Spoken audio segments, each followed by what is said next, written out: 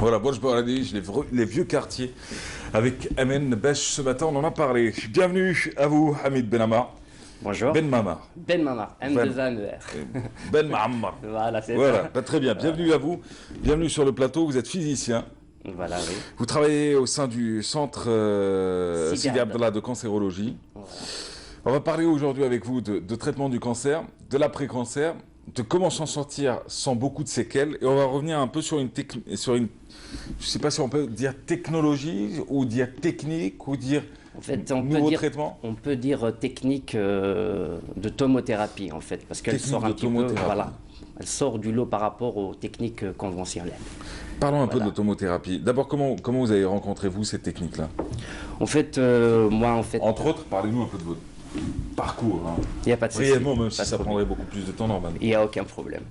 Donc en fait, moi je suis issu de l'USTHB, c'est une université d'Alger, connue, oui. voilà, connue. Donc on a fait de la physique au départ et une spécialisation appliquée à la physique médicale. Donc c'était vraiment intéressant. On est passé par le public, bien sûr. On a vu un petit peu l'évolution de la radiothérapie dans le public, parce qu'on est Quand passé... vous dites dans le public, c'est-à-dire dans le secteur public, dans le milieu hospitalier. Voilà, D'accord. voilà, parce qu'on a vu, le traitement à partir du cobalt jusqu'au conformationnel, genre source, vraiment Ouais. source au départ, puis on a atteint le conformationnel. Après, j'ai eu l'opportunité d'intégrer un beau projet Oui. qui est au centre Sidi Abdallah d'Alger, en fait. Ouais. Donc c'est pourquoi un beau projet? Parce que c'est un projet qui a préféré ramener des machines innovantes qui sortent du lot par rapport à d'autres machines qui existent là en ce Ouais. moment, c'est la tomothérapie. Et il faut savoir que la tomothérapie, c'est les premières machines en Afrique. Oui. En fait, Alors, vous allez expliquer qu'est-ce que la tomothérapie. C'est-à-dire, vous voulez dire que vous êtes passé du secteur public au secteur privé. voilà. Sans vouloir faire un effet de comparaison, et on sait de toute façon Non, pas de souci, la situation du secteur Ouais. public aujourd'hui, mais est-ce qu'en termes du traitement du cancer, on est bon dans le secteur public? Dans ce secteur Je ne parle public, pas de la ressource humaine, je parle des machines. Parce que la ressource humaine, on sait que c'est la même ressource, qu'elle sort des établissements de formation que l'on connaît tous, avec une compétence algérienne qui a ses qualités, qui a ses Ouais. défaillances, mais qui a surtout beaucoup de qualités et qu'il faut absolument encourager. Mais en termes de matos, tiens, on va dire ça. on peut dire que là, en ce moment, le secteur public, il est en évolution. En fait, à certains moments, on est resté à une technique qui était plus ou moins inférieure aux nouvelles techniques avec des modulations d'intensité, où on donne la bonne dose là où il faut, où on essaie d'épargner les organes à risque qui sont tout autour.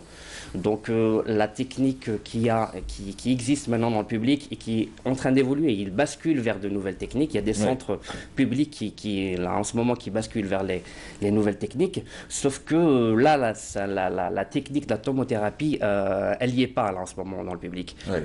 Voilà.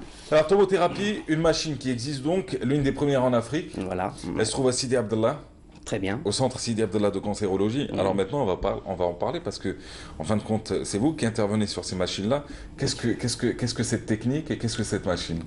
Alors, la tomothérapie, donc c'est une technique mise au point aux États-Unis, à Madison, au Wisconsin, dans Oui. l'État de Wisconsin.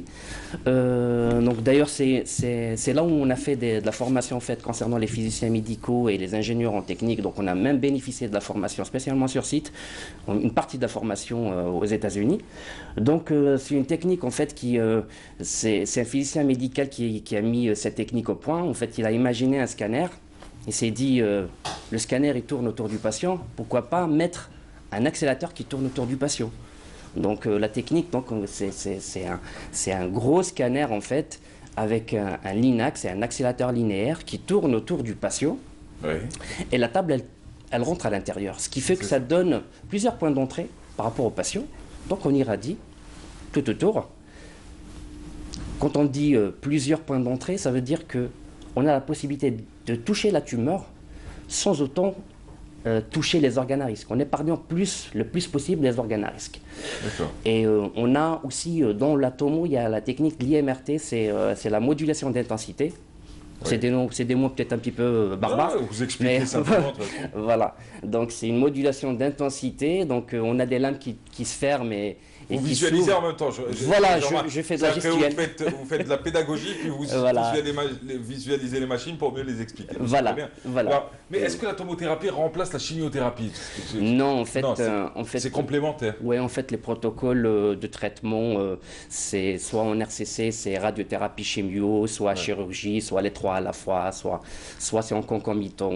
Donc, chaque pathologie a son traitement. D'accord. Voilà. Pour le Donc, cancer du sein aujourd'hui? c'est un RCC. C'est en RCC, en fait, pas en RCC, c'est qu'ils ont un traitement de chimio au préalable, et puis. Et la puis un traitement tomothérapie de intervient à quel moment? Alors, la thermothérapie, c'est à la fin, en fait. On fragilise la tumeur, en fait. Sur le procédé voilà, avec la radio. chimio. Et la dernière étape, c'est la tomothérapie où on essaie d'irradier la tumeur elle-même. Mais qu'est-ce qu'apporte aujourd'hui la tomothérapie? La tomo, qu'est-ce qu'elle apporte? En fait, c'est une irradiation de la tumeur et elle assure un confort de vie pour le patient après. Parce que par exemple, si on prend la sphère ORL, par exemple, Oui. on peut traiter la tumeur et on peut toucher les organes qui sont, genre parotide, la moelle, le tronc cérébral. Donc on peut éradiquer la tumeur, mais on n'offre pas un confort de vie au patient après. Donc c'est ça l'avantage de la tomo, c'est qu'elle assure un certain confort de vie après le traitement. Et c'est vraiment... C'est voilà, quoi le confort de vie, c'est-à-dire? confort, par exemple, vous savez, par exemple, je donne un exemple, en conventionnel, un traitement d'un cavum, le patient, au bout d'un certain nombre de traitements, il se trimballe avec une bouteille d'eau à chaque fois, parce que c'est pénible, on a touché ses parotides. Donc il traite, il boit, donc pas de salive. Ouais. Voilà le compromis. Tomo, no. Tomo, elle donne la dose suffisante dans le volume à traiter et on épargne les parotides. Donc ça donne un confort de vie. En plus d'éradiquer la tumeur, on donne un confort de vie aux patients pour qu'ils soient sans avoir beaucoup de séquelles après. En fait, on minimise au maximum les effets secondaires par rapport aux organes qui sont pour offrir une vie plus confortable à ceux qui arrivent à battre le cancer. Voilà, c'est ça. C'est plus, on essaie d'assurer. Voilà, et c'est ce qu'on fait au centre Sidi Abdallah. En plus aussi, dans notre centre, en plus d'assurer la technicité, le confort technique aux patients, on essaie aussi d'offrir une prise en charge aux patients, parce qu'en fait, un cancéreux, quand même, c'est un cancéreux, donc il faut savoir lui parler, il faut savoir parler à ses accompagnateurs. Donc on essaye de prendre en charge tout ça. D'ailleurs, même tout ce qui est accueil, ils sont formés pour. On a un psychologue qui est à cheval par rapport aux patients, il les suit. Donc on essaye d'offrir une bulle, en fait, traitement, confort, et voilà, et donner le maximum de bien aux patients. Voilà. Est-ce qu'aujourd'hui c'est pris en charge par la CNAS? Non, en ce moment, non. En ce moment, c'est... Pourquoi? C'est parce que vous êtes les premiers à le ramener en Algérie? Non, en fait, il y a d'autres centres privés en Algérie, mais sauf que c'est pas encore pris en charge par la CNAS. C'est en cours, en fait. On essaie de faire les demandes.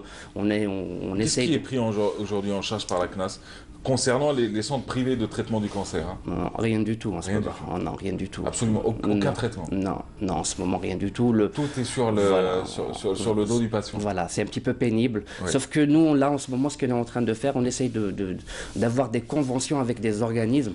D'ailleurs, on a un certain nombre de conventions avec différents organismes. D'ailleurs, j'invite les téléspectateurs à visiter notre page Facebook, Centre Sidi Abdallah Cancérologie, où ils vont trouver les différents organismes avec lesquels on a signé des conventions. D'ailleurs, même, ils vont trouver des gens qui sont derrière la page, qui peuvent répondre à toutes les questions possibles. Et voilà. D'accord. Très bien. Est-ce qu'aujourd'hui, on a réduit le nombre de personnes qui veulent se faire prendre en charge à l'étranger? Il y a de plus en plus. On sait la saturation du secteur des centres hospitaliers publics. Et c'était la raison pour laquelle beaucoup décidaient d'aller se faire traiter à l'étranger. Est-ce qu'aujourd'hui, avec l'arrivée de nouveaux centres de traitement du cancer, de centres privés tels que le CSAC, donc le centre Sidi Abdallah de cancérologie, est-ce qu'aujourd'hui les gens ont confiance en la médecine algérienne et en la prise en charge en Algérie? L'Algérien, déjà, il a pris un coup par rapport à la confiance du système. Donc automatiquement, il se dit, je pars ailleurs. Oui. je pars ailleurs parce que c'est mieux ailleurs. Ça, c'est normal, on le comprend parce qu'on a tous vécu certaines choses qui font que ça nous pousse à dire ça. Je vais vous raconter une petite anecdote. Et on finit avec. Voilà, et on finit à ça. Oui. Avant, il y a un patient qui a traité chez nous. Et avant de traiter chez nous, il est passé en Tunisie. Ouais. Il est passé en Tunisie. Il y a un médecin en Tunisie, il a dit, il a vu son dossier, un médecin tunisien correct. Il a vu son dossier, il a dit, mais pourquoi vous venez chez nous? Vous avez des machines qui sont à la pointe chez vous. Pourquoi vous vous déplacez en Tunisie? Il ne savait pas, le bonhomme. Sauf c'est pour ça qu'on est en train de faire de la com pour pousser les gens à nous connaître. Et Pour puis, faire savoir. voilà. D'accord. Donc la personne, elle est revenue chez nous toute contente parce qu'elle habitait juste à côté, le centre il est juste à côté, elle s'est fait traiter chez nous. Et je vous dis pas... 1300 km. Voilà. Et je vous dis pas le soulagement. Le soulagement et financièrement aussi c'était incomparable. Ah. Voilà, grosso modo, voilà, sur la tombe. Ça faisait le bonheur du square pour Saïd, hein, les histoires de traitement à l'étranger. Voilà.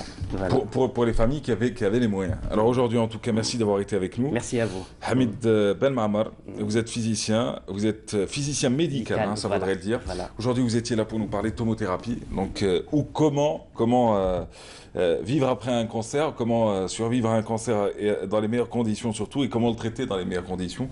Alors, vous évoluez donc au centre Sidi Abdallah de cancérologie. Merci d'avoir été là. Merci à vous. Il y a plus d'infos, vous l'avez dit sur Internet. Merci Voilà. encore. Merci d'avoir été là. Allez, excellente matinée. Quant à nous, Taoussaïd Hamouda, avec des ateliers pour enfants, on en parle avec elle ce matin. Et puis juste après, on parlera de Temtem. Vous avez une voiture ou pas? Oui. Oui, mais peut-être qu'un jour vous serez coincé, vous ferez appel à eux. Une nouvelle application, c'est très simple, vous téléchargez, vous réservez votre chauffeur et puis vous êtes informé des